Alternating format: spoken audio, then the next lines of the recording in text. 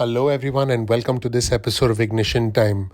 The murderer, the dictator Putin, has attacked Ukraine, but we have a Republican, yes, a Republican, Madison Cawthorn, who calls the president of Ukraine, Zelenskyy, a thug, and he said the Ukrainian government is incredibly evil. Yep, you heard that right.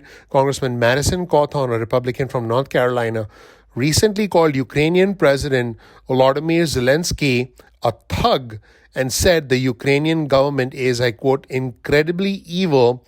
And these remarks are directly at odds with the broad bipartisan support for Ukraine amid all American lawmakers. So basically, we have both Republicans and the Democrats uniting to condemn Russia for what they've done to essentially make sure that sanctions go ahead. But we have this Republican who said, I quote, "Remember that Zelenskyy is a thug.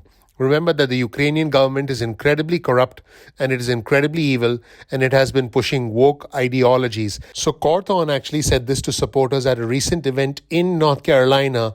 And in fact, there was a video published by Raleigh-based TV station WRAL. Let's actually take a look at this video featuring the one and only Madison Cawthorn. Let's roll the tape and watch what the 26-year-old congressman had to say. Remember, he's a vocal supporter of former President Trump, and former President Trump has actually praised Russian President Vladimir Putin's handling of the invasion as genius and savvy. Let's roll the tape and see what Madison Cawthorn had to say. Let's watch. A North Carolina congressman is under fire right now after calling the Ukrainian president a thug. Only on WRAL, we have video of the remarks by Congressman Madison Cawthorn. WRAL Capitol Bureau Chief Laura Leslie joins us live via Zoom from the Legislative Building. And elected leaders from across the political spectrum have been calling Vladimir Zelenskyy a hero and praising his leadership in the face of this Russian invasion. But at a town hall event last weekend in Western North Carolina, Congressman Madison Cawthorn insulted him, accusing him in his country of corruption. Now, this video, as you said, was exclusively obtained by WRAL. Remember that Zelenskyy is a thug. Remember that the Ukrainian government is incredibly corrupt and it is incredibly evil and it has been pushing woke ideologies. Allegations of Ukrainian corruption are a popular theme in far-right media following former President Donald Trump's recent praise for Putin. Well, when we asked him for comment, Cawthorn took to Twitter to defend himself. He said he is praying for Ukraine and Ukraine's people, but he accused Zelenskyy of misleading Ukraine's allies.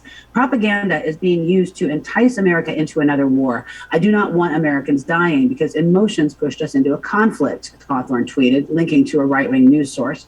The actions of Putin and Russia are disgusting, he added, but leaders, including Zelenskyy, should not push misinformation on America. Cawthorn is facing several primary challenges this spring for his Western North Carolina congressional seat, and several of them denounced his comments today. GOP strategist Karl Rove also criticized him in the Wall Street Journal. Back to you, Dan. All right. Yeah, Laura, thank you for breaking that down for us live via Zoom. Appreciate the report. Folks, it appears that Cawthorn and a handful of other Republican candidates are echoing, and these aren't my words, these are the words of the Republican strategist Karl Rove.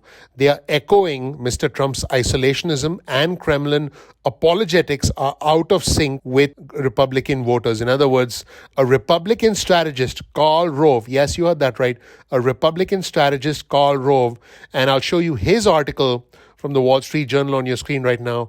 Republicans stand up for Ukraine. And he writes, despite Trump, a new poll shows that Republican voters have not turned isolationist. So what Karl Rove says, and this is very interesting, is that what Cawthorn and a handful of other Republican candidates are doing is echoing Mr. Trump's isolationism, and Kremlin apologetics are out of sync with Republican voters. Now, in an interesting statement, Cawthorn's spokesperson, Luke Ball, said that the lawmaker was referring to pro-Ukraine misinformation.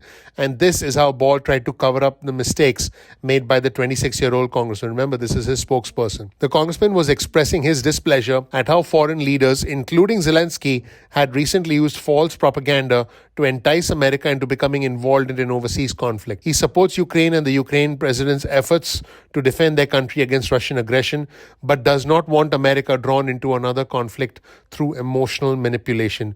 What a load of nonsense, folks. People are dying on the streets because of a Russian dictator. And here you have a 26-year-old baby. I don't know what business he has being in Congress, but hey, if the voters of North Carolina voted for him, I guess we're stuck with him as a country. But a 26-year-old criticizes a country where people are dying, a country that's under attack, and talks about, I quote, emotional manipulation. What a load of nonsense.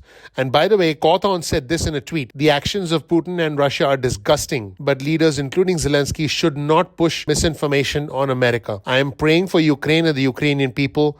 Pray also we are not drawn into conflict based on foreign leaders pushing misinformation. In fact, Cawthorn also sent another tweet from his campaign account, and he tried to blame President Biden for Putin's invasion of Ukraine. He said this: it should shock no one that Putin wasn't afraid of Sleepy Joe. Now, the Democrats, as you can imagine, seized on this and said the overwhelming majority of the party sided with Trump when he tried to withhold military aid from Ukraine. In fact, the Democratic National Committee spokesperson Amar Moussa said this in a statement: it's only natural that a Republican Party led by Donald Trump, who regularly praises Vladimir Putin as a genius and savvy, as he launches an unprovoked and unjustified war on the Ukrainian people, would evolve to attack the democratically elected president of Ukraine, who has shown true heroism in the face of Russian aggression. So folks, let me know what you think in the comment section below, because this is a very, very divisive time for our country. And I think that we need to unite and we need to support the Ukraine. This is what I believe. And folks, I think that what's happening is just unbelievable, because I think immature lawmakers like Cawthorn shouldn't really get to say anything on important subjects like this when they don't understand the big picture.